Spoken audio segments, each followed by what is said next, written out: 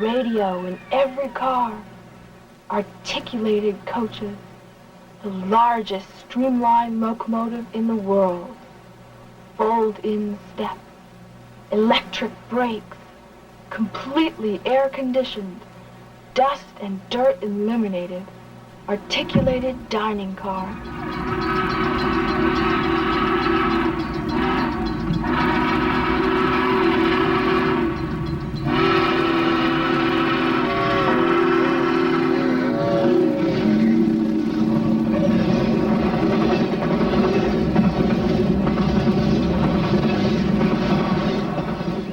Thus ran the advertising in 1937. And here it is, almost 50 years later, a Triumph in orange and red, the exact same daylight engine, with 8 of its original cars, in the exact same place they once ran. This is an opportunity not normally granted humans, like the single wish in a fairy tale, to step back a generation in time and relive the past, not with a toy, not with a replica, but with the honest-to-God, fire-breathing original, right there where it first belonged. This is a corner of the great blanket of mortality momentarily lifted.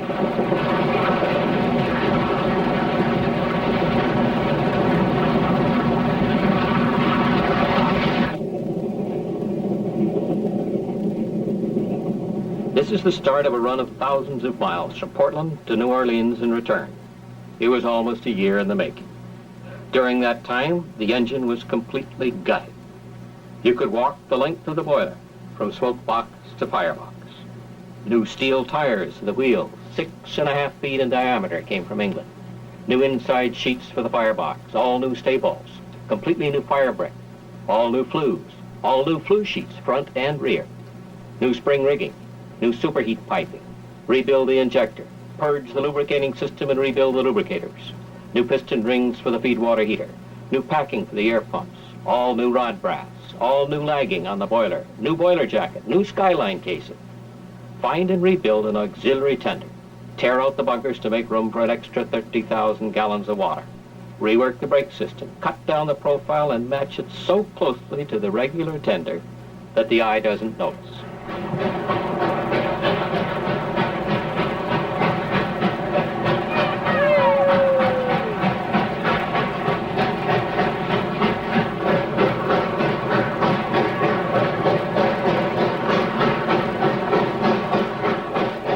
Repair an entire 14-car train, every car more than 30 years old, so that the brakes and the steps and the air conditioning, the 1,000 detail items actually work reliably. Then repaint the entire train in its original color and top it off with a new neon drumhead. The volunteer money can be counted, but the volunteer hours go beyond measure.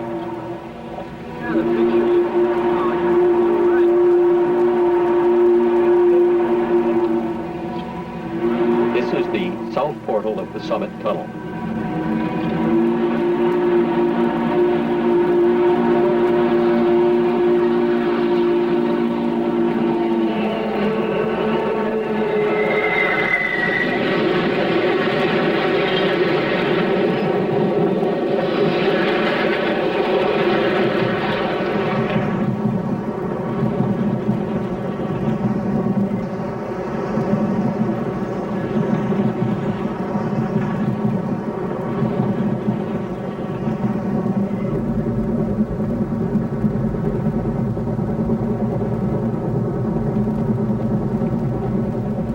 Along Klamath Lake, approaching Klamath Falls.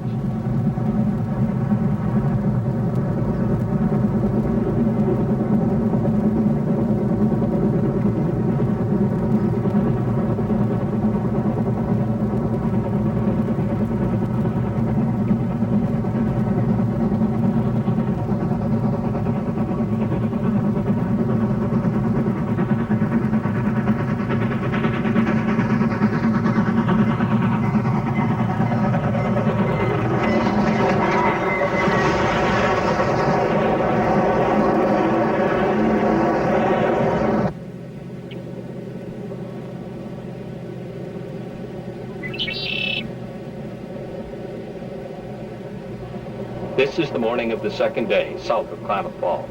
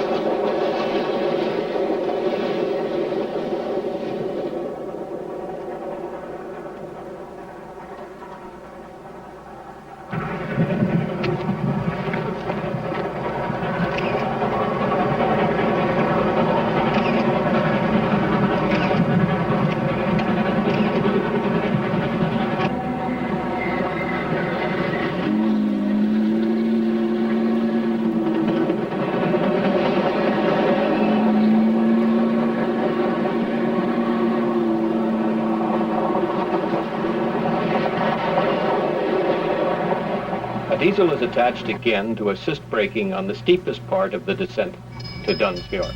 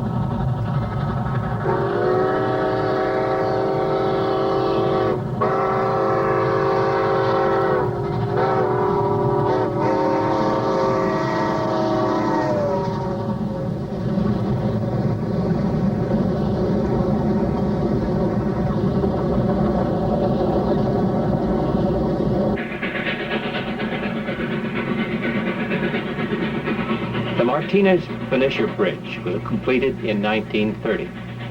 In the early days, trains from Sacramento ran along the shore on the right to Vallejo, and passengers took the steamer down the bay to San Francisco. A much longer all-rail route existed between Sacramento and Oakland, but had climbed the stiff grades of the Altamont Pass.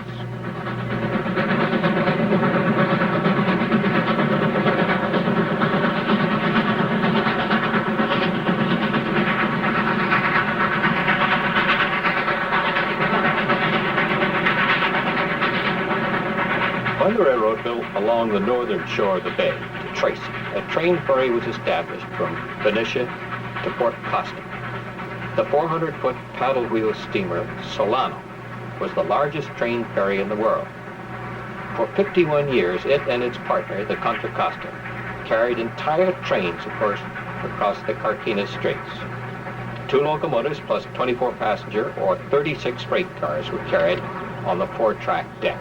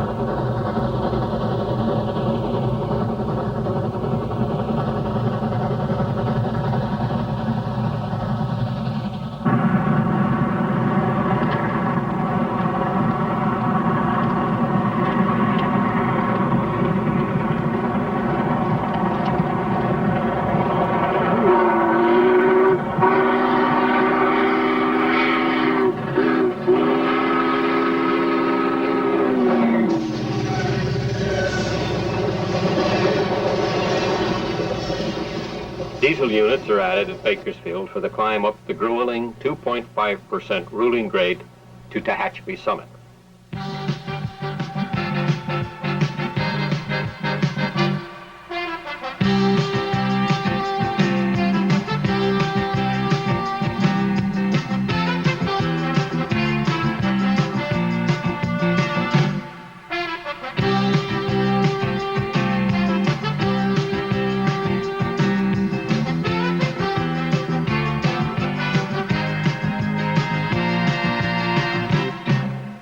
The earthquake of 1952, one of the strongest ever recorded in California, stopped all traffic on Tehachapi for 26 days.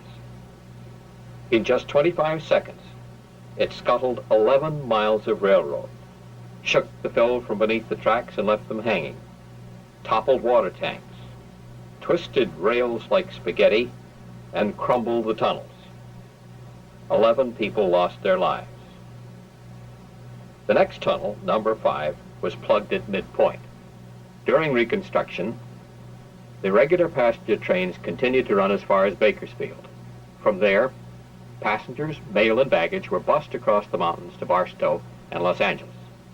To circumvent the collapsed Tunnel 5, the mountains were sliced down, and temporary rail was snaked across a fill over 100 feet high.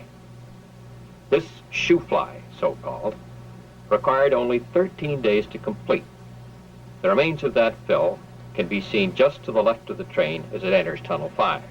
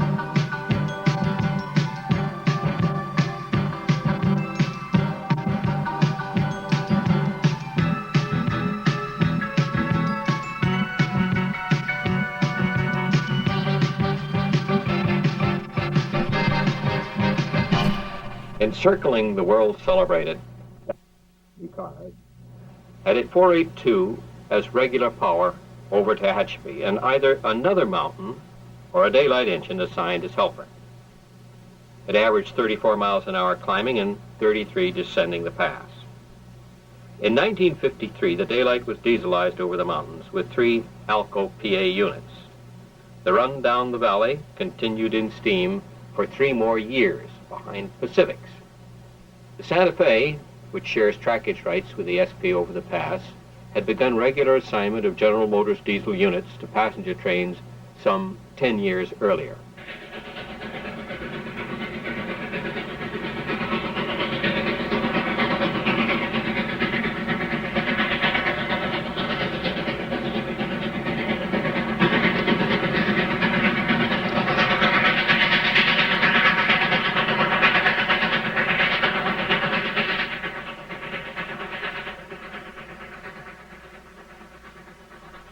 Before the days of air brakes, the speed of trains headed downgrade was controlled by hand brakes. The brakemen were distributed across the tops of the cars on every 4th or 5th one. They held the speed to 15 miles an hour downhill. Passenger trains were allowed 20 miles an hour. Milder though the grade might seem, there were as many runaways on the Mojave slope of the pass as there were on the north side. The last revenue train pulled by a steam locomotive over Tehachapi was SP-55, the night mail, in 1954. The regular assigned power was a 4200 series cab forward. Double-headed cab forwards were common on 57, the hour.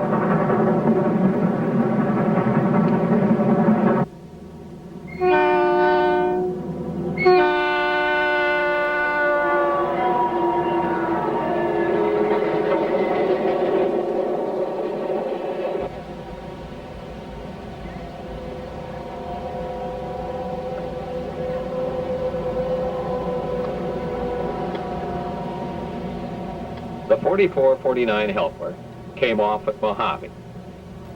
From there, the valley floor is fairly flat. But from Lancaster up Vincent Hill to Soledad Summit, the grade is 2.2%. 4449 will attack Vincent Hill without help.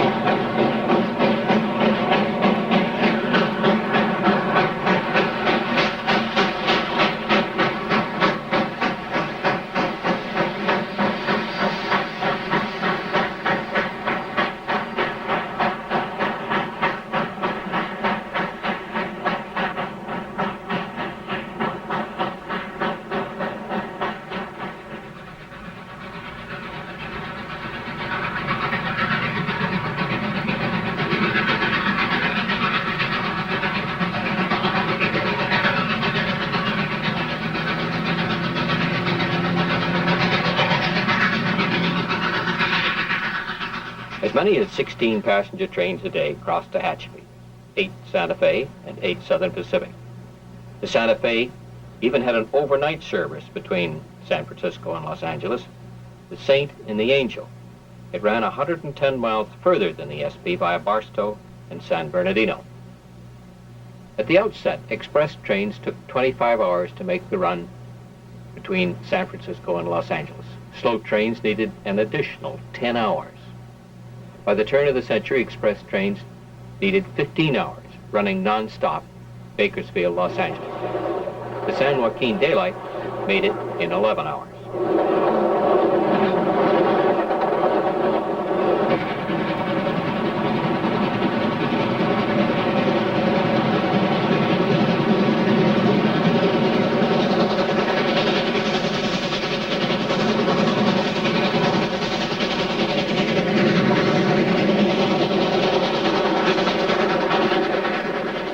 The railroad used to cross the Santa Clara River 11 times on its way down Soledad Canyon.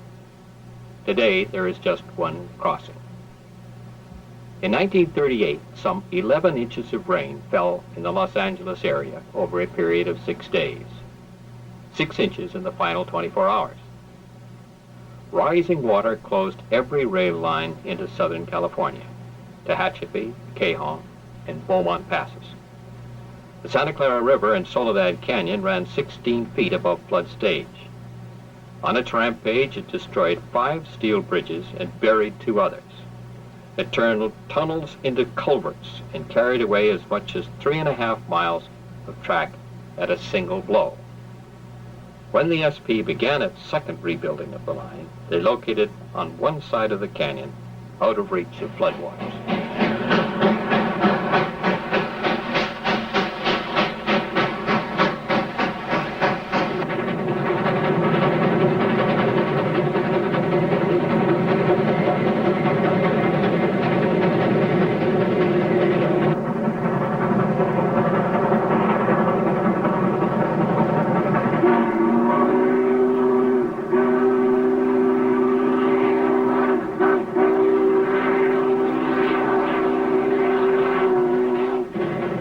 With the explosion of traffic generated by World War II, the Tehachapi Pass line became the heaviest train order district in the world. As many as 100 orders were issued on a single shift. A single train might have 72 flimsies. Some numbered trains had as many as 10 sections. Often crews died on the hill because it was impossible to reach the Tehachapi summit in less than the 16 hours required by law. In June of 1943, CTC was installed. Prior to that time, an immense fleet of helper engines coupled together could be seen drifting down grade. The record was 24, a line of mallets, mountains, and consolidations, a half a mile long, over 100,000 horsepower in all.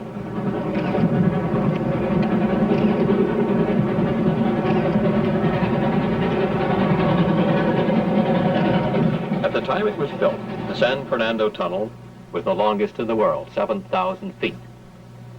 The grade from Saugus to the North Portal is 2.2%. 4449 could make it easily, but the working exhaust would coat her glistening colors with black. This would be no way to arrive Los Angeles after a 30-year absence. Diesels are attached from Saugus to Glendale.